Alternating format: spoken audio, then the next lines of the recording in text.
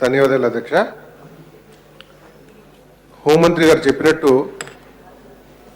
ఆధునీకరణ చేయాలని చెప్పి ఆలోచనతో ప్రభుత్వం ఉంది. చేస్తున్నాం, టవర్లు పెంచుతున్నాం కొన్ని అని చెప్పి చెప్పడం జరిగింది. ముఖ్యంగా చూస్తే కమ్యూనికేషన్ ఇన్ఫర్మేషన్ ఉంటేనే మన పోలీసింగ్ కరెక్ట్గా చేయగలరు, ప్రాపర్గా చేయగలరు, ఎఫెక్టివ్గా తొందరలో చేయగలరు అని చెప్పే భావంతో ఈ ప్రశ్నను అడగడం జరిగింది అధ్యక్ష. ముఖ్యంగా మీరు చూస్తుంది ఏంటంటే పోలీస్ యంత్రాంగంకి ఎంతమంది అయితే సిఐలు ఎస్ఐలు మన బ్లూ కోడ్స్ బీట్స్ పెట్టామని చెప్పి బ్రహ్మాండంగా మనం చెప్తా ఉన్నాం. వాళ్ళు పరస్పర కమ్యూనికేషన్ కోసం వాళ్ళు మళ్ళీ సెల్ ఫోన్లు వాడుతూ ఉన్నారు. ఈ సెల్ ఫోన్లు వాడటం వల్ల ఏమవుతా ఉందంటే ముఖ్యంగా అటవీ ప్రాంతంలో, ముఖ్యంగా భద్రాద్రి కొత్తగూడెం జిల్లాలో కమ్యూనికేషన్ ఇన్ఫ్రాస్ట్రక్చర్గా ప్రాపర్గా లేపటం వల్ల హెడ్ క్వార్టర్కి మీకు 2 కిలోమీటర్ల దూరంలో ఉన్నా కానీ ఉన్న ఎత్తు పొలాల వల్ల అక్కడ సెల్ ఫోన్లు కూడా కరెక్ట్గా పనిచేయట్లేదు. ఈ కమ్యూనికేషన్ ఇన్ఫ్రాస్ట్రక్చర్ వాళ్ళకి అందజేయకపోతే ముఖ్యంగా ఏంటంటే మ్యాన్ ప్యాక్స్ ఏవైతే మొబైల్ కమ్యూనికేషన్ కోసం అవసరం ఉన్నాయో, బళ్ళలో అయితే మొబైల్ కమ్యూనికేషన్ కోసం అవసరం ఉన్నాయో అవి లేవు. దాంతో ఏమవుతుందంటే కమ్యూనికేషన్ లేక సెల్ ఫోన్స్తో ఆధారపడుతున్నాం. దాని ద్వారా యాక్సిడెంట్స్ అయినా, ఎందుకంటే నేషనల్ హైవే పైన ఉన్న ప్రాంతం మాది, దాంట్లో యాక్సిడెంట్స్ అయినా కానీ యాక్సిడెంట్ అయింది తెలియపరచడానికి వాళ్ళకి ఫోన్లు చేయడానికి కూడా ఇబ్బందికరంగా ఉంది. దయచేసి ఇట్లాంటి ప్రాంతంలో అవి పెట్టాల్సిన అవసరం ఉంది. హెడ్ క్వార్టర్ దగ్గరలోనే మా దగ్గరే repeater station, main wireless tower మా దగ్గరే ఉంది పాలంచలో. అక్కడ నుంచి 10 కిలోమీటర్ల దూరం పోతే ఉన్న పరిస్థితుల్లో అక్కడ కమ్యూనికేషన్ జరగట్లా. సో అట్లాంటి ప్రాంతాల్లో ఏం చేయదలుచుకున్నారు, ఎట్లా దాన్ని ఎన్హాన్స్ చేయదలుచుకున్నారు అనేది కూడా ఒక ఆలోచన చేయాల్సిన అవసరం ఉంది. ముఖ్యంగా మారుతున్న తరుణంలో ముఖ్యమంత్రి గారు చేస్తున్న మార్పిడి, మన పోలీసు యంత్రాంగం కోసం బళ్ళు ఇచ్చారు. దాంతోపాటు కమాండ్ అండ్ కంట్రోల్ నుంచి పెద్దగా ఇక్కడ హైదరాబాద్ కోసం ఒక ఆఫీస్ కట్టబోతా ఉన్నారు. దాంట్లో సీసీ కెమెరాలు అవన్నీ యంత్రాంగం పెడతా ఉన్నారు.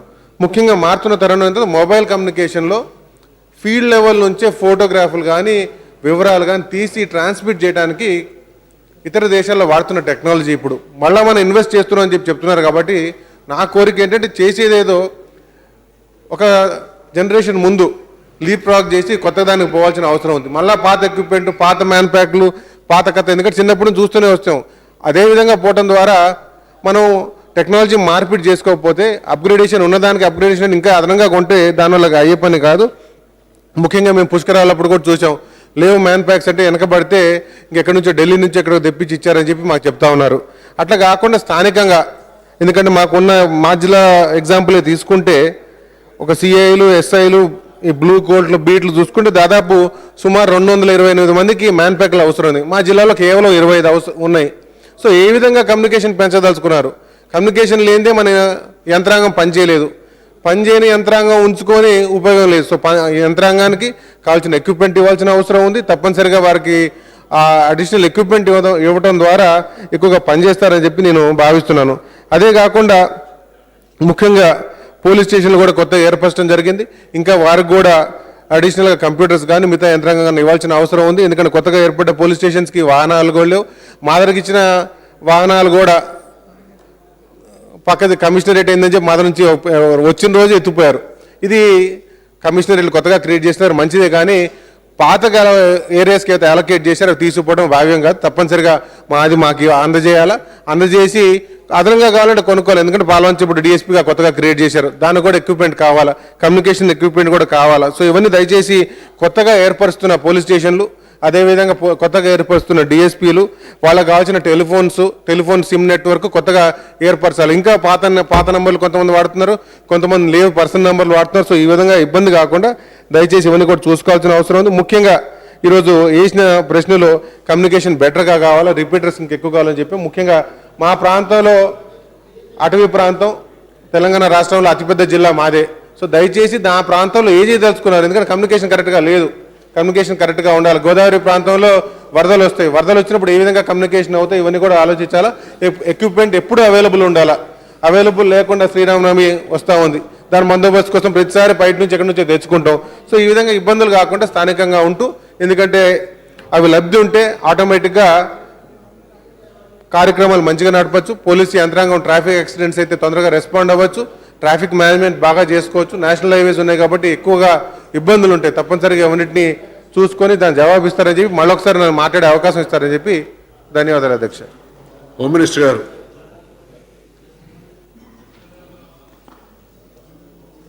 అధ్యక్ష, గౌరవ సభ్యులు వెంకట్రావు గారు అడిగినట్లు సిగ్నల్స్ వ్యవస్థపై టీమును పంపి తప్పకుండా అవసరం ఉన్నట్లయితే కొత్త రిపీటర్స్ పెట్టి అన్ని ఏరియాల్లో సిగ్నల్స్ను ఉండే విధంగా చూస్తాము. అదేవిధంగా అనలాగ్ నుంచి డిజిటల్కు వెళ్ళడం జరుగుతుంది. డిజిటల్ నెట్వర్క్ కొత్త టెక్నాలజీ వేయడం జరుగుతుంది.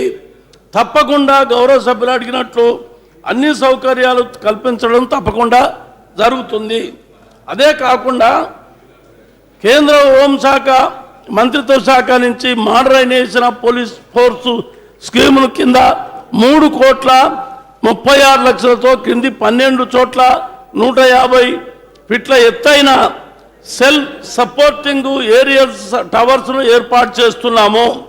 మహబూబ్ నగర్, నెట్టెం మరియు కోటగట్టుల్లో, మెదక్ జిల్లాలో నెర్కోడ్ మెదక్ పోర్ట్ వద్ద, వరంగల్ అర్బన్లో గోవిందరాజులు గుట్ట వద్ద, ఖమ్మం హెడ్ క్వార్టర్స్ పాల్వంచ దమ్ముగూడెంలో, నిర్మల్ బాన్సవాడలో, కరీంనగర్ గోదావరి కన్నీల్లో ఈ నెట్వర్క్లు ఏర్పాటు చేసి అన్ని సౌకర్యాలు కల్పించేదానికి కేంద్ర ప్రభుత్వం కూడా కొంత ఆర్థిక సాయం చేసింది.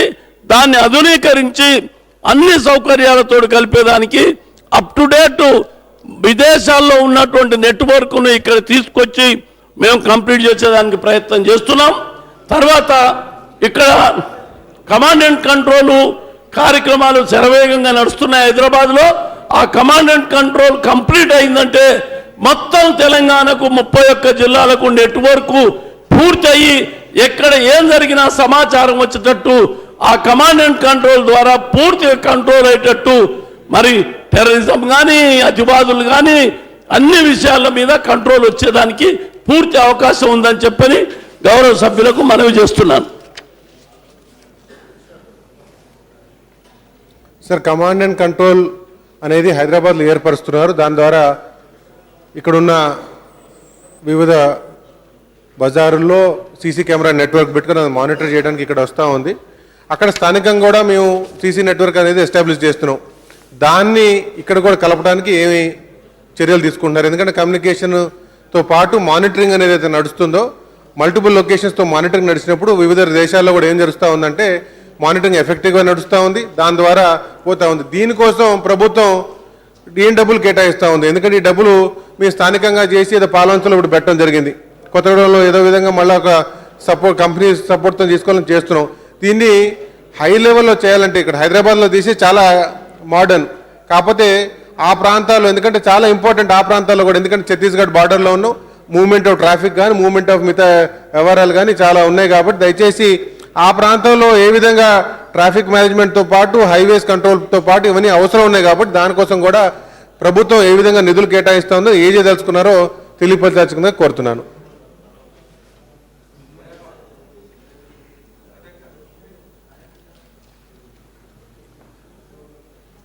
అధ్యక్ష, జిల్లాలో కూడా కమాండ్ అండ్ కంట్రోల్లను హైదరాబాద్లోనికి కమాండ్ అండ్ కంట్రోల్కు అనుసంధానం చేస్తాము. ఎందుకంటే ఇక్కడ కమాండ్ అండ్ కంట్రోల్ వస్తే అన్ని జిల్లాలకు అనుసంధానం చేయడం జరుగుతుంది. జిల్లాలలో కూడా కమాండ్ అండ్ కంట్రోల్ కూడా ఏర్పాటు చేస్తారు. ఆ కమాండ్ అండ్ కంట్రోల్కు ఇక్కడున్న కమాండ్ అండ్ కంట్రోల్ కమ్యూనికేషను ఈజీగా అవుతుంది. విషయాలన్నీ కూడా అర్థమవుతాయి, అన్నీ కూడా కంట్రోల్ చేయడానికి వీలవుతుంది. బార్డర్ ఛత్తీస్గఢ్ బార్డర్లో ఉన్నటువంటి మరి వాళ్ళ యొక్క అతివాదుల యొక్క యాక్టివిటీస్ కూడా కమాండ్ అండ్ కంట్రోల్కు రావడం జరుగుతుంది. కాబట్టి మీ ప్రాంతంలో ఉన్నటువంటి నెట్వర్క్లను కూడా ఆధునీకరించి తప్పకుండా మరి అక్కడ ఉన్న అన్ని సౌకర్యాలు ఏర్పాటు చేసి ఈ కమాండ్ అండ్ కంట్రోల్ ద్వారా పూర్తిగా కంట్రోల్ చేయడానికి ప్రయత్నం చేస్తున్నాం. మీరు సీసీ కెమెరాలు అక్కడ ఏర్పాటు చేసుకున్నట్టయితే సీసీ కెమెరాలు ఒక్క సీసీ కెమెరా 100 మంది కానిస్టేబుల్ అంతా పనిచేస్తుంది. కాబట్టి ఇక్కడ కూడా సీసీ కెమెరాలు పెట్టి అక్కడ కూడా సీసీ కెమెరాలు పెడితే ఈ సీసీ కెమెరాలు కమాండ్ అండ్ కంట్రోల్కు కనెక్షన్ ఇస్తే వాటి ద్వారా అన్ని కంట్రోల్ అయ్యేదానికి అవకాశం ఉందని చెప్పని గౌరవ సభ్యులకు మనవి చేస్తున్నాను. The remaining questions are postponed. The papers included in the agenda are deemed to have been laid.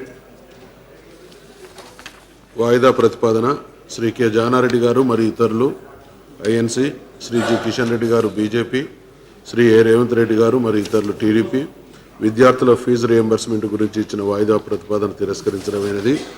Shri సున్నం రాజయ్య గారు వివిధ శాఖల్లోని ఉద్యోగ కార్మికుల కనీస వేతనం గురించి ఇచ్చిన వాయిదా ప్రతిపాదన తిరస్కరించడమైనది.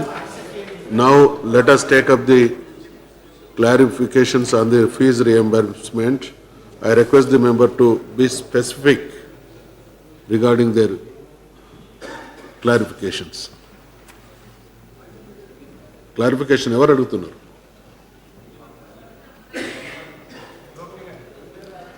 Janadi garu.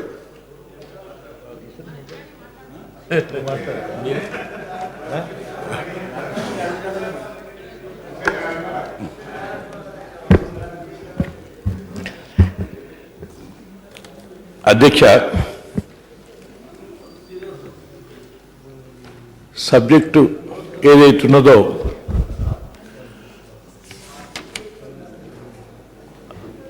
చాలా వివరాలతో కూడుకున్నటువంటిది, పూర్వపరాలతో కూడుకున్నటువంటిది. అయినప్పటికీ ఈ విషయాన్ని ముఖ్యమంత్రి గారు పూర్వపరాలు మొదలుకొని అనుసరిస్తున్నటువంటి దాని వరకు మాట్లాడున్నారు. కానీ దాంట్లో ఒక విషయాన్ని గుర్తు చేస్తున్నాను. ఒకటి, మీరు వాటినన్నిటినీ అనుసరిస్తున్నట్టుగానే మాట్లాడుతూనే అది ఏదో ఇది మీద పడ్డది అన్నట్టుగా మాట్లాడుతున్నట్టుగా గోచరిస్తుంది. దానికి అర్థం అధ్యక్ష, విషయాలు చాలా చెప్పనవసరం లేదు. ఒక్క విషయాన్ని మీకు గుర్తు చేస్తున్నాను. ఫీజు రియంబర్స్మెంట్ పథకం స్కాలర్షిప్స్ మీద ఇచ్చిన స్టేట్మెంట్లో ఇవాళ నేను ఏదో ఒకటి రెండు ఛానల్స్లో కూడా చూస్తున్నాను. అంటే ఈ ప్రభుత్వం నుండి కొంతమంది అదే పనిగా మీరేదో పేరుకు పెట్టినటువంటి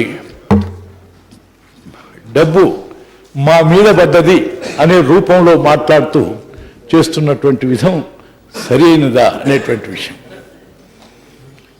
ఇవాళ పొద్దున ఛానల్స్లో కూడా చూస్తున్నాను. అంటే జూన్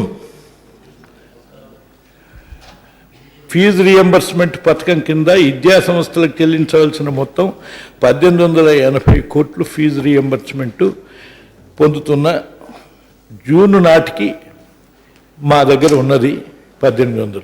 అందుకని మీ బాకీ మేము చెల్లించటం మూలాన మాకు ఫర్దర్ డిలే అవుతుందనేటువంటి ధోరణిలో చర్చ కానీ ఆలోచన కానీ లేక అక్కడక్కడ అనుకునే వాళ్ళు కానీ పోతుంది. ఈ విషయాన్ని నేను ప్రభుత్వానికి తెలియపరచవచ్చు. ఒక్క విషయం అడుగుతున్న అధ్యక్ష, ప్రభుత్వాన్ని 1887 కోట్లు ఎందుకు అప్పుడు పేర్కొని ఉన్నది? సరే, అది కొంతమంది కొన్ని రకాలంటూ మీరు ఇచ్చిందే కాబట్టి ఇదే అథెంటిక్. అప్పటికి ఫిబ్రవరిలో గవర్నర్ పరిపాలన రావటం, దానికి ముందు అంతా ఎడ్యుటేషన్స్లో ఉండటం, ఆ తర్వాత లాస్ట్ క్వార్టర్ విడుదల కావాల్సింది కాకపోవటం, అయినా కూడా గత కొంత సంవత్సరాలుగా మీరు చెప్పినట్టుగా ఆ సంవత్సరంలో కొంత భాగమే విడుదలవుతున్నటువంటి విషయం వాస్తవం. అందుచేత ఆ పరంపరలోనే అది మిగిలింది.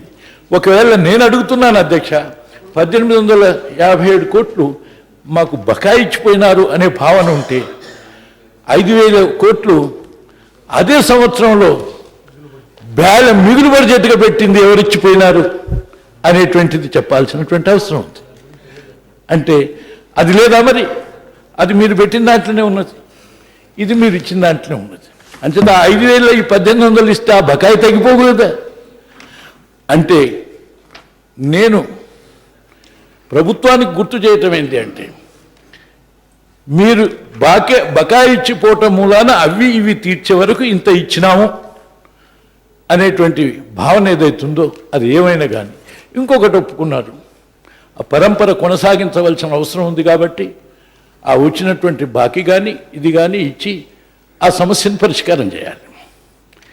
ఆ పరిష్కరించే భాగంగానే ఇక్కడ అడుగుతున్నారు, చెప్తున్నారు, తెలియజేస్తున్నారు.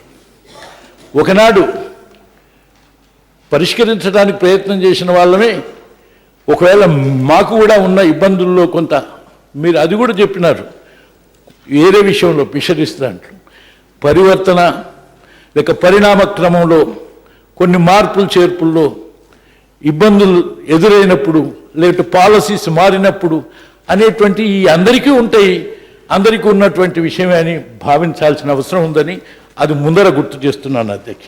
ఇక చాలా పత్తైనవి, ఇది మాత్రం సారాంశానికి మొత్తానికి ఇదొక్కటే ప్రశ్న, ఇదొక్కటే విషయాన్ని గుర్తు చేయటం చాలు. ఇక రెండోది అధ్యక్ష, రైట్, అప్పటికి బాకీ ఉన్నటువంటి పరిస్థితి ఇది ఓకే.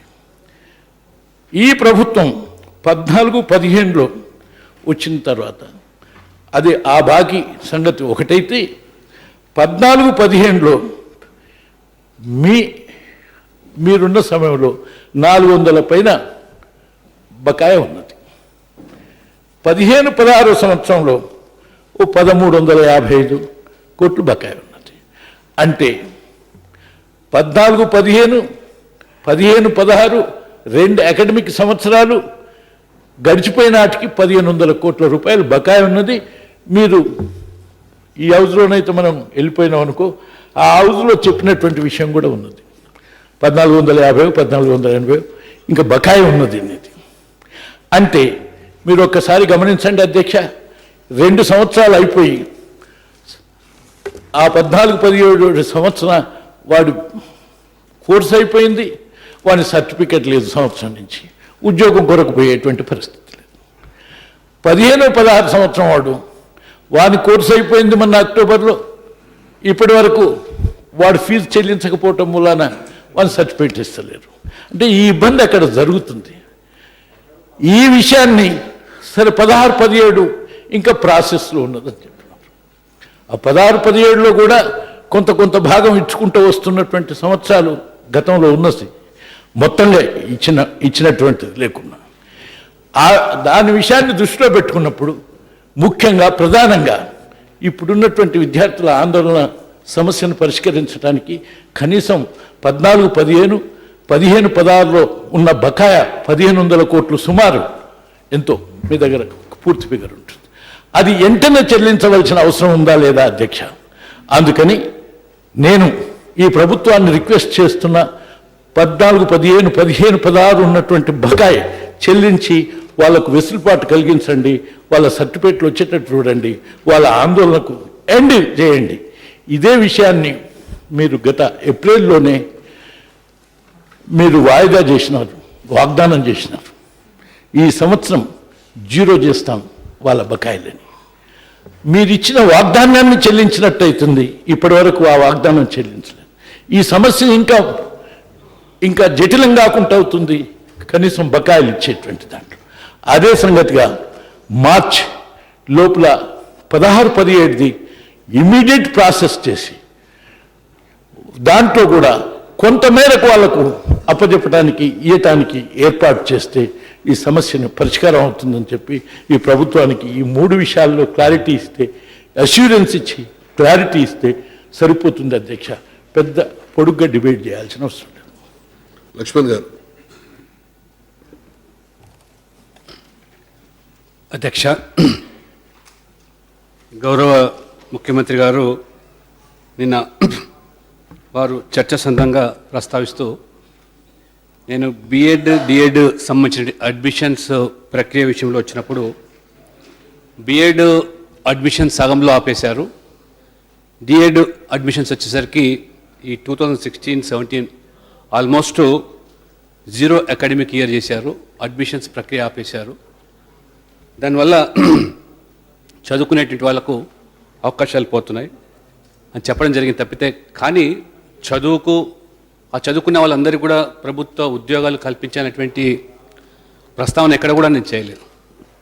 ఎందుకంటే చదువు అది ఒక తరగని ఆస్తి కావాలి మనకు. ఆ చదువు వల్ల విజ్ఞానం పెంపొందిస్తాం తప్పితే ఆ చదువుకున్న డిగ్రీకి ప్రభుత్వ ఉద్యోగం రావాలనేది ఎక్కడ కూడా మేము లెక్క పెట్టలేదు. ప్రభుత్వమే కాదు, ఉపాధి కోసం కానివ్వండి, స్వతహాగా తనకు ఒక విశ్వాసం ఉన్నత విద్య చదివినట్టయితే అది బీఎడ్ కానీ, డిఎడ్ కానీ, పీజీ కానీ ఏదైనా కానీ. కాబట్టి అది కూడా నేను గౌరవ ముఖ్యమంత్రి గారి దృష్టికి తీసుకొస్తూ, రెండోది అధ్యక్ష, 2 విషయాలు. ఒకటి, అడ్మిషన్ ప్రాసెస్ జరుగుతున్న సందర్భంలోనే ఆల్మోస్ట్ అన్నీ కూడా ఆ సందర్భంలోనే వాళ్ళ ఒరిజినల్ సర్టిఫికెట్స్ వెరిఫికేషన్ అవుతుంది, ఆధార్ కార్డుతో లింక్ చేస్తూ ఉన్నారు. అన్నీ పూర్తయిన తర్వాతనే అడ్మిషన్స్ ప్రక్రియ దాదాపుగా ఎంసెట్లో పూర్తి చేస్తాను, అది డిగ్రీ అయినా ఏదైనా కానీ. తర్వాత మళ్ళీ ఈ యొక్క స్కాలర్షిప్స్ కోసం రిజిస్ట్రేషన్ చేసుకునే పద్ధతి ఎందుకు ఈ డూప్లికేషన్ అనేదే నా ప్రధాన ప్రశ్న. దానివల్ల ఆ ఫీజు రాబట్టడానికి అసలు అవసరం ఉందా రిజిస్ట్రేషన్ అనేది? ఎందుకంటే ఈ అప్లికేషన్లోనే మీరు మెన్షన్ చేస్తున్నారు ఎవరు అర్హులో తేలిపోతుంది. అక్కడ ఫీజు రియంబర్స్మెంట్ కోసం పూర్తిగా ఆ యొక్క అడ్మిషన్ ప్రక్రియలోనే బిలో పావర్టీ లైన్ ఎవరు, స్కాలర్షిప్ ఎలిజిబుల్ ఎవరు అన్నీ తేలిన తర్వాత మళ్ళీ ఈ రిజిస్ట్రేషన్ పేజ్ మీద కేవలం కాలయాపన కోసమైనటువంటి భావన ఈరోజు విద్యార్థులు ఉంది. వారు నిన్న ముఖ్యమంత్రి గారు మాట్లాడుతూ చెప్పారు ఇంకా డిసెంబర్లో రిజిస్ట్రేషన్ జరుగుతున్నాయని. ఎప్పుడైతే మనము అడ్మిషన్ ప్రాసెస్ మొదలు పెట్టామో ఒక సింగిల్ స్ట్రోక్లో అన్ని పూర్తి చేసుకునే అవకాశం మనం ఉన్నప్పటికీ మళ్ళీ తిరిగి మీరు అప్లికేషన్ పెట్టుకోమనేది ఎందుకని మరి ముఖ్యమంత్రి గారు కూడా దాని మీద స్పష్టత ఇవ్వాలి. ఆ మాదిరిగా కాకుండా మరి at the time of finalization of admissions everything is possible. స్కాలర్షిప్కి ఎలిజిబుల్ ఉండా లేదా ఫీ రీయింబర్స్మెంట్ ఎలిజిబుల్ ఉండా, ఎస్సీ ఎస్టీ బీసీ అన్ని certificates including income certificate, caste certificate కూడా అన్నీ కూడా అడ్మిషన్ సందర్భంలో పొందుతున్నప్పుడు మళ్ళీ డూప్లికేషన్ అనేది అవసరం లేదని చెప్పి నేను భావిస్తున్నాను. రెండవది, నిన్న ప్రస్తావనకు వచ్చింది హైదరాబాద్ పబ్లిక్ స్కూల్లో రామంతపూర్ కానీ బేగంపేట కానీ ఇవాళ ఎస్సీ స్టూడెంట్స్ ఇవాళ ఫార్చునేట్లీ ఇవాళ మెరిట్లో వచ్చిన వాళ్ళు జనరల్ కోటాలో ఎస్సీ స్టూడెంట్స్కు అడ్మిషన్ దొరికితే వారికి స్కాలర్షిప్స్ ఇవ్వమని చెప్పడం ఎంతవరకు సబబు అధ్యక్ష? గౌరవ ముఖ్యమంత్రి గారు దీని మీద ఒక ఎస్సీ కుటుంబంలోకి నుంచి వచ్చి ఒక నాణ్యత విద్య అవకాశం ఉండేటువంటి హెచ్పిఎస్లో మెరిట్లో పొందినప్పుడు నువ్వు రిజర్వేషన్ కోటాలోనే వస్తే కానీ నీకు ఫీ రింబర్స్మెంట్ వస్తుంది, స్కాలర్షిప్ వస్తుంది తప్పితే జనరల్ కోటాలో వచ్చావు కాబట్టి నీకు స్కాలర్షిప్ లేదనేది ఇది ఎంతవరకు సబబు? దానికి మీరు ఇవాళ 10%, 15% రిస్ట్రిక్ట్ చేసినారు. దయచేసి ముఖ్యమంత్రి గారు సహృదయంతో ఇవాళ చాలామంది విద్యార్థులు నా దగ్గర దాదాపు ఒక 15-20 అప్లికేషన్స్ వచ్చాయి. చాలా సందర్భాలు నేను పంపించాను, ముఖ్యమంత్రి గారి పరిశీలనలో ఉందని చెప్పి. దానికి స్కాలర్షిప్ ఇవ్వడానికి ఎందుకు అధ్యక్ష? హెచ్పిఎస్లో మెరిట్లో వచ్చినప్పుడు దయచేసి దీన్ని కూడా మీరు స్పష్టత ఇస్తే బాగుంటున్నది నా యొక్క విజ్ఞప్తి. రెండోది, విదేశీ విద్య పేరు మీద ఈ మధ్యకాలంలో బీసీ విద్యార్థులకు ఎస్సీ ఎస్టీ తరహా కూడా ఇవాళ మీరు 20 lakhs రూపీస్ ఇవాళ అబ్రాడ్ హైయర్ ఎడ్యుకేషన్ కోసం సంతోషం. కానీ దీంట్లో మీరు ఇవాళ 300 కోట్ల రూపాయలు కేటాయిస్తే ఇవాళ అన్ యావరేజ్ 20 lakhs పర్ స్టూడెంటే మీరు ఒకసారి కొన్ని ఆంక్షలు పెట్టడం వల్ల ఎస్సీ ఓకే మీరు కొన్ని ఆంక్షలు అంటే ఇవాళ జిఆర్ఈ అయిపోయిన తర్వాత, టోఫెల్ అయిపోయిన తర్వాత, I-20 అయిపోయిన తర్వాత కూడా మళ్ళీ మీకు వచ్చిన అప్లికేషన్స్లో 300 అప్లికేషన్స్లో as far as my knowledge కోసం మీ దగ్గర 120 మంది కంటే అక్కడ ఆల్రెడీ మీకు అబ్రాడ్లో అడ్మిషన్స్ వచ్చి ఉన్నాయి. వారికి ఇవాళ మీరు ఫైనాన్షియల్ అసిస్టెన్స్ పోవడానికి సిద్ధంగా ఉన్నారు. కానీ ఏదో ఒక నెపం మీద మళ్ళీ ఆంక్షలు పెట్టి ఎస్సీ ఎస్టీ విద్యార్థులకు ఉన్నటువంటి ఆంక్షలే కొనసాగించడానికి బదులుగా అదనపు కొన్ని ఆంక్షలు విధించడం వల్ల మీరు ఇచ్చినటువంటి టార్గెట్ కూడా ఇవాళ ఫుల్ఫిల్ అవుతలేదు. మీరు అంటుగా 300 విద్యార్థులకు బదులుగా 120-130 మంది విద్యార్థులకే ఇది పని. ఎందుకంటే ఒక బీసీ ఒక లేదా అనగారిన కుటుంబాల నుంచి మరి ఇవాళ విదేశీ విద్యకు అభ్యసించడానికి పోయినట్టయితే ఖచ్చితంగా నేను చెప్పాను ఇంతకుముందు, చదువుకున్నటువంటి చదివే మనకు ఆస్తి కావాలి, అదేదో ఉద్యోగం కోసం ఉపాధి కోసం కాదనేటువంటిది కూడా నేను మీ ద్వారా గౌరవ ముఖ్యమంత్రి దృష్టి తీసుకొస్తూ, రెండవది ఇవాళ junior colleges, government junior colleges, government degree colleges ఉన్నటువంటి దాంట్లో ఇవాళ ఎందుకు మనం టోటల్గా ఇవాళ ఆ సాచురేషన్ పాయింట్కు అడ్మిషన్స్ జరగటం లేదు? నేను మీ ద్వారా కూడా ప్రభుత్వాన్ని కోరేదంటే ప్రియారిటీగా గవర్నమెంట్ జూనియర్ కాలేజ్, డిగ్రీ కాలేజ్లో ఫస్ట్ ప్రియారిటీ మీరు ఫీ రింబర్స్మెంట్, స్కాలర్షిప్స్ కనుక స్పెసిఫిక్ అదే ఇది స్పెసిఫిక్ అవుతుంది సార్. ఎందుకంటే ప్రైవేట్ కాలేజీలో మీరు అంటున్నారు కదా, ప్రైవేట్ కాలేజీలో మిస్యూజ్ అవుతూ ఉన్నది. ఈ ఫీ రియంబర్స్మెంట్ అనే ఏదైతే వాదన వస్తుందో అటువంటి అవకాశం ఇవ్వకుండా మొట్టమొదటిగా government junior colleges, government degree colleges చదివేటువంటి విద్యార్థులకు ఆ కాలేజీలో సీట్స్ భర్తీ అయ్యేదానికి అవకాశం ఉంటుంది. వాళ్ళకు ముందు ప్రియారిటైజ్ మీద కూడా వాళ్ళకి ఇచ్చేందుకు ఆస్కారం ఉంటుంది. కాబట్టి ఆ రకంగా రెండు విధాలు కూడా దోహదపడుతుంది. కాబట్టి గవర్నమెంట్ జూనియర్ కాలేజ్, డిగ్రీ కాలేజ్లో కూడా విద్యార్థుల యొక్క అడ్మిషన్స్ పూర్తిదానికి.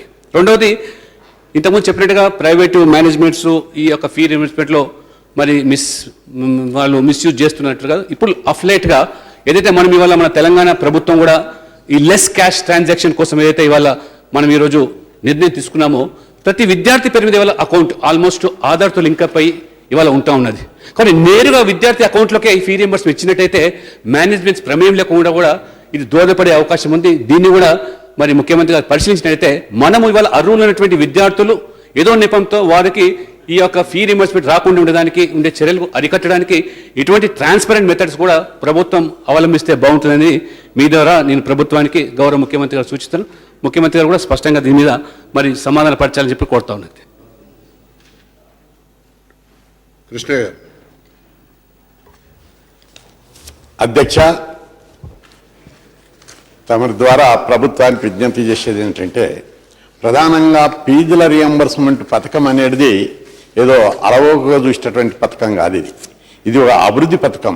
శాశ్వతంగా ఈ పథకం ద్వారా ఓ రిక్షా కార్మికుడు, ఒక కూలీనాలు చేస్తున్న పిల్లలు, రైతుల పిల్లలు, చదువుకునే స్తోమత లేని వాళ్ళు ఇంజనీరింగ్, మెడిసిన్ అన్ని చదువుతుంటే ఆ చదువుకేసేటటువంటి ప్రాధాన్యత అంటే ఫీజులు వద్దంటే మీరు చెప్పండి. కృష్ణయ్య గారు, మీరు అట్లా అడ్డుదయ్యేటటువంటి పరిస్థితి వద్దు. మేము లింక్ ఉంది, లింక్ మాట్లాడుతున్నా అట్లా మాట్లాడారు. కృష్ణయ్య గారు, అయితే క్లారిఫికేషన్ గతంలో ఈ స్కీమ్ యొక్క ఈ స్కీమ్ లో ఉన్నటువంటి బకాయిలను ఏప్రిల్ 31లోగానే విడుదల చేస్తామని మార్చి 29 నాడు గౌరవ ముఖ్యమంత్రి గారు ఇదే అసెంబ్లీలో ప్రకటించారు. ఆ తర్వాత కూడా అనేక సందర్భాల్లో ముఖ్యమంత్రి గారు అధికారులను నిలిపించి కూడా తొందరగా రిలీజ్ చేయండి, విద్యార్థులు గొడవ చేస్తున్నారని చెప్పినట్టు కూడా మనం పత్రికలో చూశాం. అయినప్పటికీ కూడా ఇప్పటి వరకు కూడా గత 2-3 సంవత్సరాలకు సంబంధించినటువంటి ఇంకా 1500 కోట్లకు పైగా బకాయిలు పేర్కొని ఉన్నాయి. దీన్ని ప్రభుత్వం అత్యంత ప్రాధాన్యత తీసుకొని విడుదల చేయవలసినటువంటి అవసరం ఉంది. ఎందుకంటే ఫీజుల బకాయిలు చెల్లించకపోవడం వల్ల ప్రస్తుతం కాలేజీలో చదువుతున్నటువంటి విద్యార్థులకు చాలా కాలేజీలలో కాలేజ్ యాజమాన్యాలు విద్యార్థులను క్లాసులకు రానివ్వడం లేదు. కోర్స్ కంప్లీట్ అయినటువంటి వాళ్లకు సర్టిఫికెట్లు ఇవ్వడం లేదు. అదేవిధంగా అనేక ఐటీ కంపెనీలలో జాబ్ వచ్చిన వాళ్ళు ఉన్నారు. వాళ్ళకు కూడా మీరు ఫీజులు కట్టండి, సర్టిఫికెట్లు తీసుకోపోమని. ఫీజు ఎక్కడికి వెళ్ళగలుగుతారు? మా ఫీజుల రియంబర్స్మెంట్ వస్తుందని చెప్పి వాళ్ళు చదువుకోవడానికి వచ్చినటువంటి విద్యార్థులకు ఈరోజు మీరు ఫీజులు కట్టంటే కట్టలేనటువంటి పరిస్థితి. ఉద్యోగం కూడా కోల్పోయినటువంటి వాళ్ళు కూడా ఉన్నారు. అబ్రాడ్ పోయేటటువంటి వాళ్ళకు సర్టిఫికెట్ లేక అవకాశం కోల్పోయినటువంటి వాళ్ళు ఉన్నారు. రెండవది, ఈ స్కీమ్లో గందరగోళం, ఫీజులు వస్తాయా రాదనేటువంటి వాతావరణం ఏర్పడంతో ప్రజల లోపల తమ పిల్లలను ఇంజనీరింగ్, మెడిసిన్ కాకుండా మామూలు కోర్సులకు చదివించేటటువంటి పరిస్థితి ఏర్పడ్డది. కాబట్టి ప్రభుత్వం వారు, ముఖ్యమంత్రి గారు దీని మీద శ్రద్ధ తీసుకొని ఈ స్కీము ఖచ్చితంగా అమలు చేసే విధంగా బడ్జెట్ రిలీజ్ చేస్తున్నామనే విశ్వాసాన్ని ప్రజల్లో ఇవ్వవలసిన అవసరం ఉంది. అప్పుడు వాళ్ళు టెక్నికల్ కోర్సు, పాలిటెక్నిక్ లేదా ఇంజనీరింగ్ లేదా ఫార్మసీ, మెడిసిన్ అట్లాంటి ప్రాముఖ్యత కలిగినటువంటి కోర్సులు చదవడానికి అవకాశం ఏర్పడుతుంది. రెండవది, దీన్ని ఒక కోణంలోనే, ఖర్చు కోణంలోనే కాదు, దీని ప్రభావం సమాజం మీద విపరీతంగా ఉంటుంది. ఒక అభ్యర్థి ఇంజనీరింగ్ చదివినట్టు విద్యార్థి చదివితే ఆ కుటుంబానికి వాళ్ళు మంచిగా సెటిల్ అవుతారు. ఇంజనీరింగ్ చదివినట్టే మంచి జాబ్ వస్తారు. దీనికి లింక్ అయి ఉంది కాబట్టే చెప్తున్న ముఖ్యమంత్రి గారు ఉన్నారు కాబట్టి ఆయన దృష్టికి తీసుకురావడం జరుగుతుంది. ఇంజనీరింగ్ చదివితే ఆ కుటుంబానికి ఆ సోషల్ స్టాటస్ పెరుగుతుంది.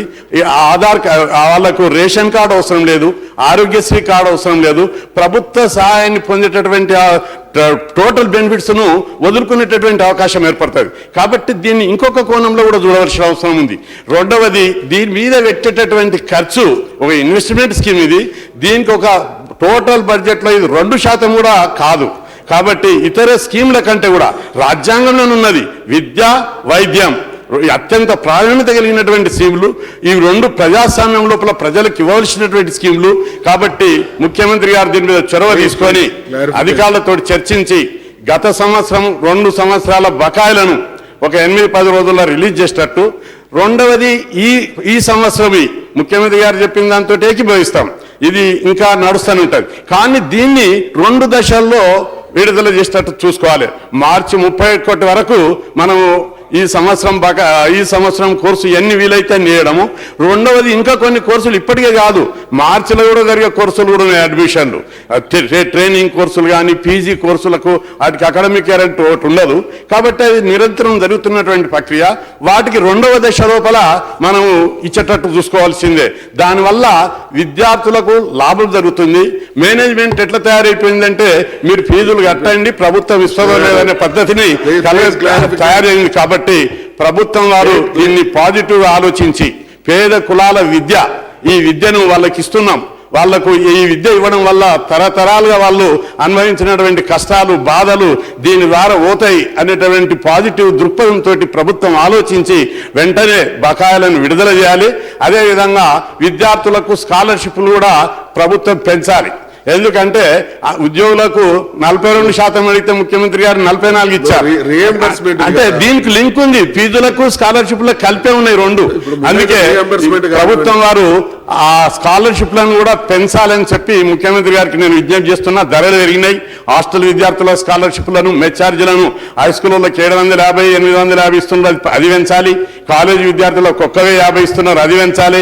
యూనివర్సిటీ విద్యార్థులకు 680 ఇస్తున్నారు, దాన్ని కూడా పెంచాలని చెప్పి మీకు తెలుసు. అంటే ఫీజులు స్కాలర్షిప్ ఒకటే scheme.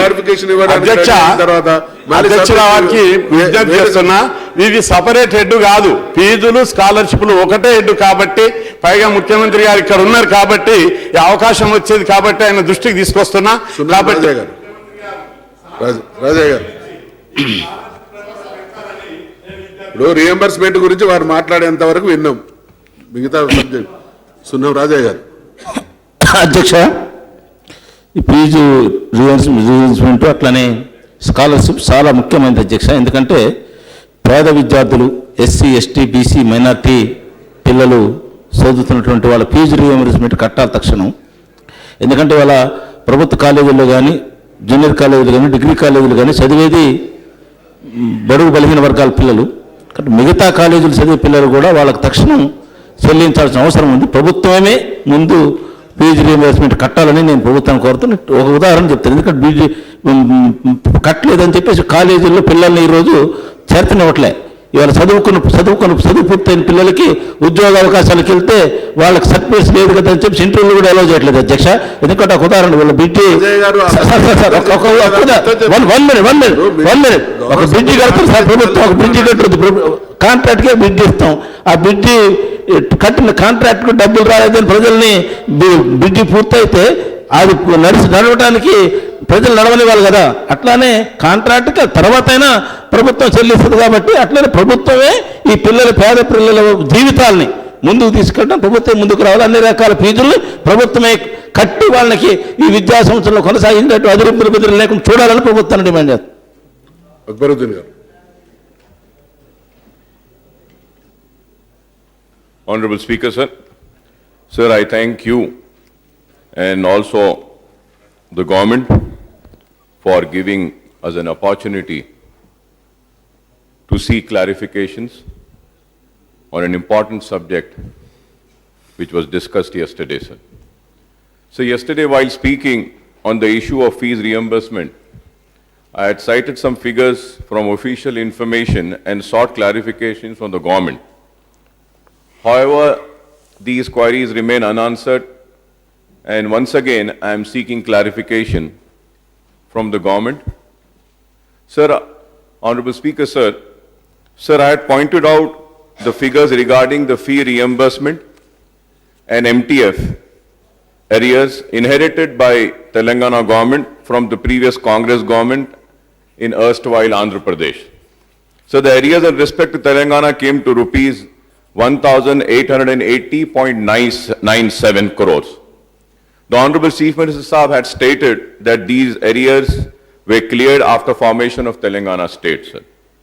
Sir, I would like to know from the Honorable Chief Minister Saab the total demand for RTF, MTF, including the areas during the year 2014 and 15, 2015 and 16, 2016 and 17, and the total release during these years, sir. Sir, after the release of 1,391.81 crores in the current year, the total amount to be released by RTF, MTF includes arrears and demands for the current year would be rupees 4,504.40 crore. If I am wrong, Honorable Chief Minister and the government can correct my figures, sir. Sir, I would request for an assurance from the government on a specific time frame, deadline for clearing the arrears as well as the payment of RTF and MTF of students for the current financial year, sir. Sir, again, I would say that if I am wrong, I may be corrected.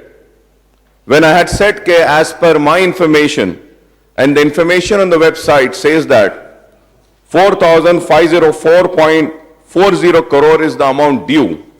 Sir, in this, the scheduled cost due is 171.77 crores. If I am wrong, I may be corrected, sir. So the dues for STs, as per my information, is 130.66 crores. For BC welfare, sir, the dues are 910.72 crores, sir. Sir, for EBC, sir, economically backward, the dues are 167.31, sir. Sir, for disabled, the dues are 67 lakhs. And coming to minorities, sir, the minorities dues are 189.26, sir. Sir, if I am wrong, I may be corrected, sir.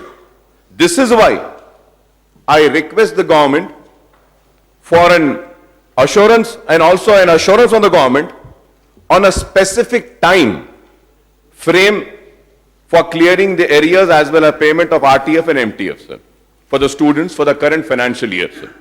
Sir, yesterday I had pointed out that enhancement of income ceiling by the government for the RTF and MTF of rupees 1.5 lakh in rural areas and 2 lakh in urban areas. So this should have invited more applications from the students for MTF and RTF due to higher income ceiling. Now the question arises, why this applications have reduced, sir? Sir, one more important clarification is needed from Honorable Chief Minister Saab, sir. I don't know how this information is there on the website. I have gathered this information, and these are very shocking revelations. I don't know if there is something might be wrong in this. If there is something wrong in this needs to be corrected, sir. Sir, my submission to the Honorable Speaker, sir, is that, through you to the government, is that, sir, once when a student form is accepted and his scholarship application is registered and the amount is released to the respected colleges. Like 4 years back, sir, one student's application was accepted. Then again next year he is supposed to renew it. Sir, now I fail to understand is that, one question is that, why should they again and again go for the renewal? Fine. If they are going for renewal, probably the reasons, have they passed or failed, the reasons might be whether the attendance is less or more, might be any reasons. But the question which arises is that, sir, in 2013 and 14, SC welfare department had found that 1,65,642 students were eligible, but only 1,48,687 students were registered. So the question arises is that, why 20,000 students application has been rejected is the question, sir. Sir, which needs to be answered. ST welfare, sir, 2013 and 14, 82,069 eligible and registered with 73,319, sir. Sir, BC welfare 4,72,206 eligible and registered are 4,29,981. Disabled welfare 234 eligible, 209 registered. EBC 70,810 and registered is 793, sir. Sir, minority welfare, sir, 2013 and 14, eligible were 65,461 and the registered were 58. Sir, the question arises, why 10,000 minority students? And we have to see the total, sir. Honorable Speaker, sir, total में जब जाते हैं, तो total eligible candidates were 8,56,422 and the registered are 7,78,916. So almost 1 lakh students have been rejected. So the question arises, why have they rejected? When we see 2013 and 14, these are the figures, sir. And Honorable Speaker, sir, I would like to bring through you to kind attention to the Honorable Chief Minister Saab is that on the website this report is there. In 2015 and 16, the shocking figures are 45,895 are eligible in SCs and registered is on 0, sir. Registered is 0. ST welfare 28,401, registered is only 1, sir. What was the number registered and what was the 0? Can you repeat that? Which year, which course? That's what I'm doing, sir. Sir, 2013 and 14 I had given the details, sir. Now I'm giving the details of 2015 and 16, sir. And this information, this report is there on the website, sir. Sir, course details, I don't have that detail, sir. But all the courses are there. All the courses are there. All the SC students, like before they have applied. If you want, I'll go back and I'll get the information, that information also, sir.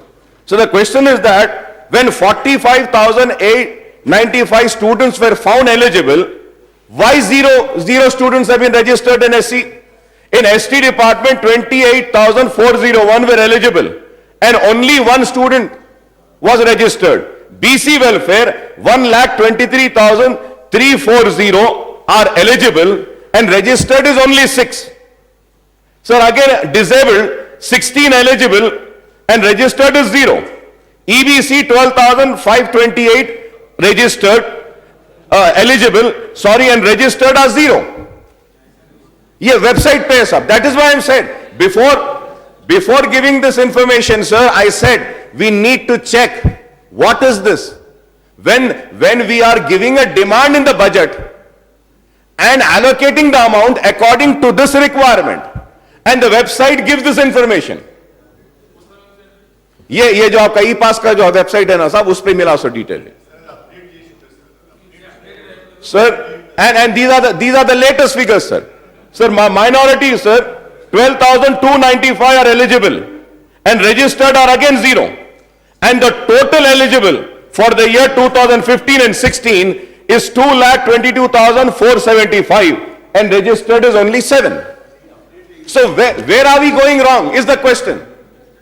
Sir, where are we going wrong? Because this is not my information. This is not my information, sir. Sir, again, if we have to go to 2016 and 17 also, again the same disparity continues. The eligibility and the registry. The total eligible candidates for the year 2016 and 17 are 9,02,898. Registered candidates are 7,70,953. तो वही नहीं साहब, मैं ये हर एक साल का दे रहा हूं मैं. अकबर साहब, ऐसा है, आप रजिस्टर्ड इतने हैं, देखे तो 0 है बोल रहे, फिर यहाँ 7 लाख बोल रहे, वो आपका फिगर कुछ मैच नहीं कर रहा. तो यानी कि पूरे अपडेटेड नहीं है. नहीं, आप नहीं सुने साहब, आप नहीं सुने. आप मैं 2016 एंड 17 की बात कर रहा साहब. इससे पहले जो मैं तफसील दिया 2015 एंड 16 की है, ये 2016 एंड 17 की बात कर रहा हूं। हाँ साहब जारी है, उसके बावजूद ये दिया जा रहा है। मैं यही बताना चाह रहा हूं आपको, मैं यही बताना चाह रहा हूं आपको कि जारी रहने के बाद भी ये तफसीलात है, तो वेबसाइट पे से गलत तफसीलात कैसे दे सकते हैं? और हो चुका है इसका। अब जो आएगा साहब 2017 एंड 18 बोल के स्टार्ट होगा उसके बाद में। तो ये तफसीलात मैं जानना चाह रहा हूं कि इसके डिटेल्स हुकूमत दे। और सर मैं आपको यह भी पूछना चाह रहा हूं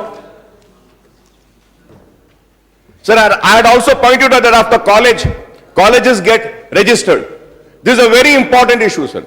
Honorable Speaker, sir, I would like to know, I had also pointed out that after colleges get registered with the e-pass, they have to get a confirmation. But the registered colleges are not getting confirmation, which entitle the students enrolled within to get MTF and RTF. Sir, I would like to explain in this. Sir, every college is supposed to register themselves with the e-pass. And after registration, confirmation is received. And the scholarship comes to only those colleges who have registered and the registration has been confirmed. The students are allotted by the competent authority to this college, that college, 4 colleges, 10 colleges. Sir, what happens is that after registration, the college is not confirmed. So what is the fate of the student studying there? What is the fate? They say that this college is not confirmed, your fees will not come. Then after the inspection, the affiliation of that college has been taken away. That college is blacklisted. What about the future of the student studying in that college? When that college is blacklisted, the fees is not coming by the government and the student is suffering. Sir, why should a student suffer because of the college management? Why should the student suffer? He is studying there. He is studying there. Whatever action needs to be taken, take against the management. Put them behind the bars. But the students are suffering in that. So this is, sir, what are the norms? I would like to know. Sir, I would like to know what are the norms for registration and confirmation of the colleges under e-pass. This is very important. Nobody knows what are the norms. Sir, again, will the government start a helpline for the students whose MTF, RTF arrears are to be paid? Sir, I had recalled that Chief Minister had promised in the August House that the pre-matric and post-matric scholarship scheme for the state would be revived for a minority student. The student of the scholarship would be raised to ₹5,000 per student. GO has been issued in this regard. But the Minority Welfare Department has not revised the state pre-matric scholarship. Yesterday, Honorable Chief Minister Sahab rose and he said, Akbar Sahab, GO de diye, SC, STs के बराबर minorities को देंगे. साहब मेरी बात को सुनिए, आपको गुमराह कर रहे हैं ये लोग. जो GO इशू किया गया है, ये GO सिर्फ BCE मुस्लिम्स के लिए इशू किया गया है. हमारा डिमांड और आपका वादा था कि सारे मुसलमानों को will be treated on par with एससीज एंड एसटीज. तो ये मैं आपसे मुतालबा कर रहा हूं कि सारे मुसलमानों को आप एससी एसटीज के बराबर करिए. आज वो नहीं हो रहा, जीओ आने के बाद भी मुसलमानों के साथ नहीं हो रहा है. सर मैं आपको यह भी बताना चाहता हूं sir, yesterday I had said that. Sir, it's a very important subject, sir. Again, it is. Sir, I would like a clarification from Honorable Chief Minister is that, sir, he had said yesterday that many colleges have been closed because of lack of infrastructure and lack of faculty member. Fine, sir. Do that. But the question which arises here is that 500 junior colleges have been closed. As per these details, this is again not my details, sir. This is again not my information, sir. Please, sir, we can see on the page number. More than 500 junior colleges have been closed. Sir, if we again have to see the page numbers, the engineering colleges have been closed. Sir, I would say that please close all the private colleges, no problem. Make it cashless. Let the government colleges come up. That would be very good. All scholarships देने का बंद हो जाता है, government colleges अच्छे हो जाते हैं, cashless हो जाएगा. लेकिन sir, where are we failing? We should not forget, sir, what are the findings? What are the findings, sir? Sir, about this overseas scheme, yesterday I had appreciated and I have thanked the government. Today, once again, I come on record and I appreciate and I thank the government for accepting our demand. Please, Overseas please, scholarship. please, Sir, overseas be brief, scholarship. be brief.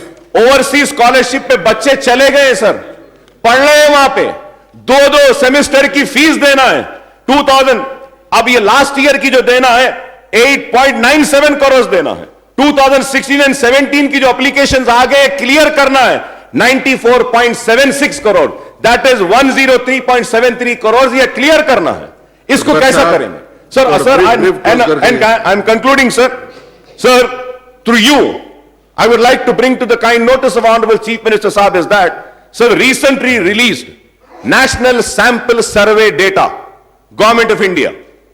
National Sample Survey data of Government of India shows a helpless state of Telangana in terms of education. The report mentioned various flaws of the state education and it pointed the key areas like literacy rate, dropout school students and other behind its penurious education condition. Survey report, sir. The literacy rate in state is second lowest in country, next to Bihar and lower than all India average of 69%. In Telangana, the percentage of dropout school students is 67.2%. Most of the dropped out students are for farmers' families, families involved in agriculture. The computer knowing student in age of 14 to 29 is lowest in Telangana compared to Indian states. The student pursuing professional technical education in engineering, sir. Sir, only in engineering. Please conclude, please. Sir, I am concluding, sir. It's very important, sir. Please conclude. The student pursuing professional technical courses per thousand is lowest in Telangana. Compared to other states. However, the number of students per thousand students studying engineering in Andhra Pradesh, Telangana, sir. More the report suggests that the state to promote medical education, as per the report, the figures are there, sir. So the survey shows that Telangana is behind. So now I take, that's what I'm saying. Sir, I take a strong objection on the sentence, the words used by such a senior parliamentarian and a chief minister of a newly formed state of Telangana, saying that we don't require engineering graduates. They are going for constable jobs. We'll close them. Sir, what sort of a statement is this? Sir, right of education is the right of every individual. The quality needs to be increased. If we say that कि आपके तालीम से, आपके degree से नौकरियां नहीं मिल रही है, तो आप पढ़ना छोड़ दो, तो कैसी बात है बताइए? गलत बात है, मैं कहूंगा ऐसे नहीं बोलना चाहिए। एक जिम्मेदार चीफ मिनिस्टर को ऐसे जुमले अदा करना जेब नहीं देता, मैं कहूंगा। बहुत सी उम्मीदें हैं, तेलंगाना को हासिल करने वाले लोगों ने अपनी जानों की बाजी लगाई, जानों की कुर्बानी दी, आपकी आवाज पे आपके पीछे आए इस तवक्को के साथ कि हर एक को रोजगार मिलेगा, हर एक को तालीम का मौका मिलेगा। लेकिन अगर आज इस तरीके से बात करेंगे कि बोलना चाहे कॉलेजेस को बंद कर देंगे, जो देखिए साहब, जो चीफ मिनिस्टर साहब बोले, मुझे बोलना पड़ेगा। Please you said that concluding again you are going back to the matter subject. Akbar Sahab, sir, I am concluding sir. Please you have आखिरी में सर, मैं आपके जरिए हुकूमत से दरखास्त करूंगा कि आप बराए मेहरबानी एक तारीख बोलिए, 2 महीने, 4 महीने, प्लीज डीमोनेटाइजेशन को सपोर्ट करें और अब डीमोनेटाइजेशन का सहारा लेकर फीस की अदाई पर ताखीर मत करिए।